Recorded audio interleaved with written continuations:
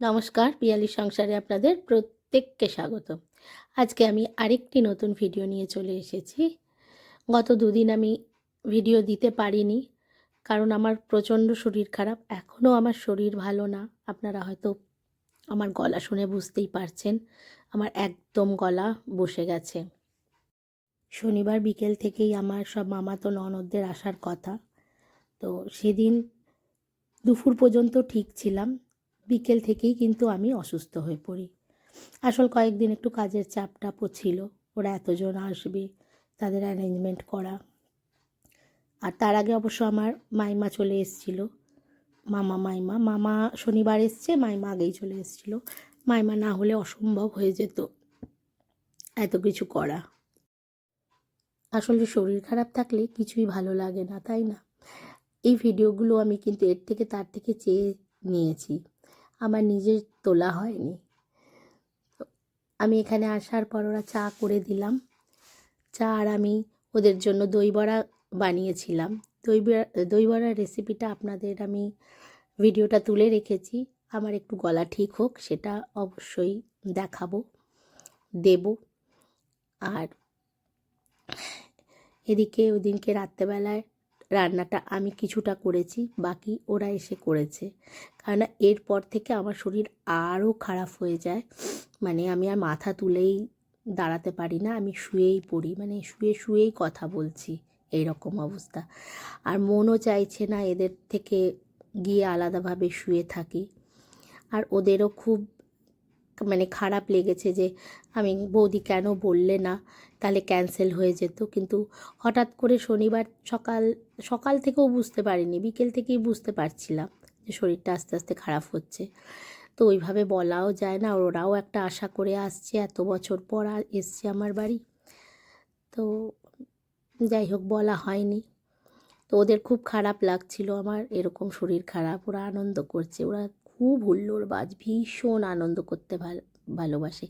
এই যে আমার এই ননদ দেখছেন, কালো ড্রেস পরে, চশমা পরে, এর মেয়ের বিয়েতে আমরা, আর ওটা হাজব্যান্ড তাপসদা চশমা পরে।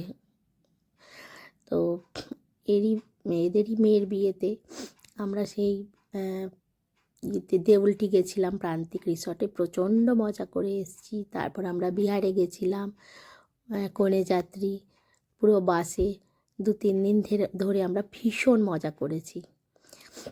আমার ছোট ননদ, বড় মামা শ্বশুরের ছোটো মেয়ে সোমা, আর ও সন্দীপন, ওটা মেজো মামা শ্বশুরের মেয়ে, ওই যে কালো, যার মেয়ের বিয়েতে আমরা গেছি। আর বড় মামা শ্বশুরের এটা মেজো মেয়ে, হলুদ ড্রেস পরে আর এই শাড়ি পরে, এই যে পিঙ্ক কালারের, এ বড় মামা শ্বশুরের বড় মেয়ে।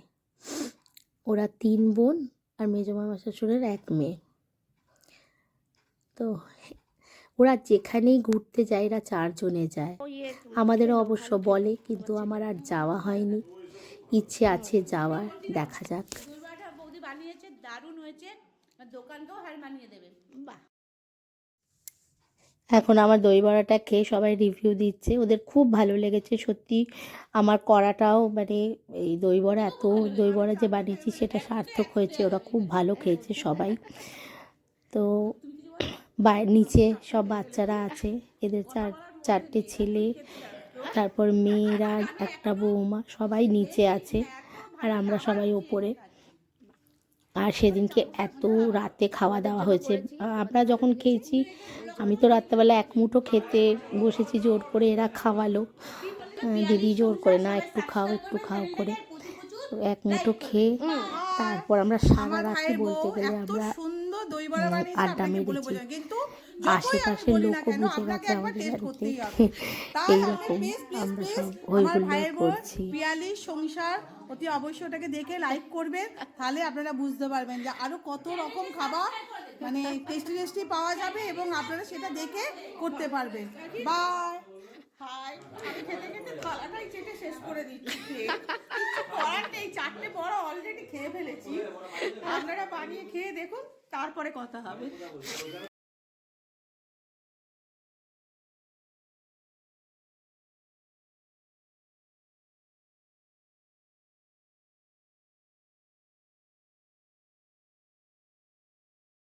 এসে এত সুন্দর একটা দই বড়া মামি খাওয়ালো যে মানে জাস্ট ভোলার মতো নয়, মনে থাকবে সবসময়। আপনারাও টেস্ট করবেন সবাই।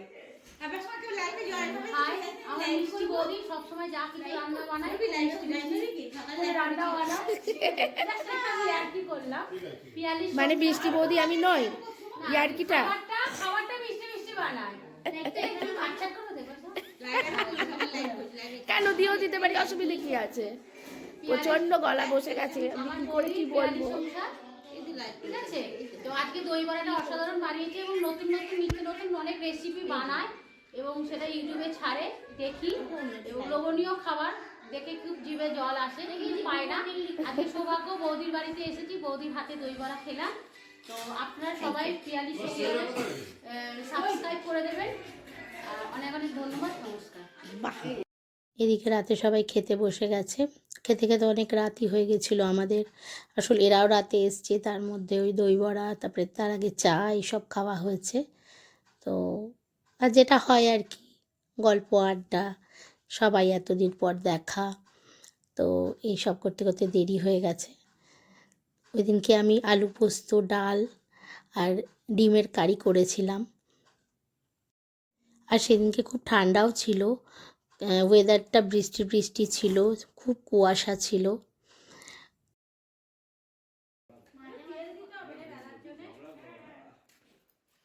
তো আমার প্রচুর বিছানা বালিশ, সেদিকে কোনো অসুবিধে হয়নি। বালিশ কম থাকলেও বিছানার গায়ে দেওয়ার কোনো অসুবিধে হয়নি, সবাই ভালো করেই ঘুমিয়েছে। আসলে আমরা তো খুবই কম ঘুমিয়েছি, সেদিনকে তো ভোর 4টে বেজে গেছে, তারপর ঘুমিয়েছি। এর পরের দিন সকালবেলায় দিদি চিন্তাদি সব লুচি ভাজছে, সোমা লুচি বেলছে, কেউ মেখে দিচ্ছে, কেউ তরকারি কাটছে, কেউ মানে বসে নেই, ওরই মধ্যে সব এনজয় করছে আর কি। তারপর আবার পকোড়া খাওয়া হলো জল খাবারের পর।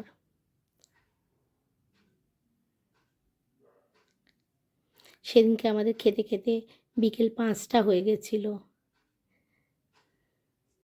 আসলে এদের সবার সঙ্গেই না কোনো অনুষ্ঠান ছাড়া দেখা হয় না।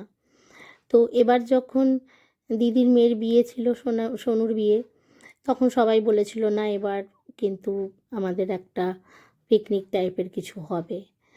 তো যাই হোক, এখানে করা হলো। এরপর আরেকবার নিশ্চয়ই করা হবে অন্য জায়গায়। আবার আমাদের আরেকটা প্ল্যান চলছে ঘুরতে যাওয়ার সবাই মিলে। আর এদিকে তো খেতে খেতে এরা এত আনন্দ করতে ভালোবাসে, খেতে খেতে খাচ্ছে আর নাচছে, গান চলছে আর নাচছে।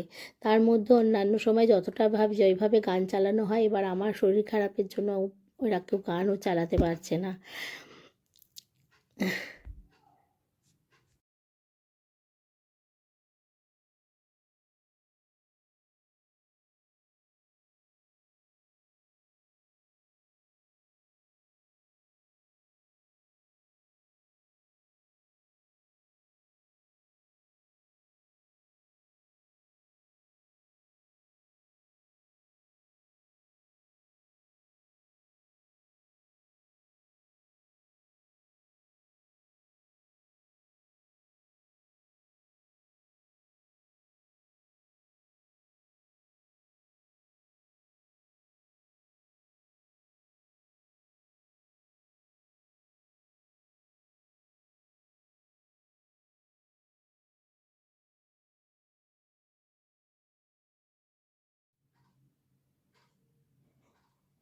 সেদিন বিকেলে প্রচুর নাচ গান হলো। তো আমি আর সব কিছু দিলাম না, কেননা সব কিছু তো সব জায়গায় দেওয়া যায় না। আর এটা আমার এক দেওরের মেয়ে, মানে মামাতো দেওরের মেয়ে রাই, খুব ভালো নাচ করে। তো বাচ্চা মেয়ের নাচটা দিলাম। আর আমার ভিডিওটা আপনাদের কেমন লাগলো অবশ্যই জানাবেন। বড়দিনের আপনাদের প্রত্যেককে শুভেচ্ছা। খুব ভালো কাটুক আপনাদের এই কটা দিন।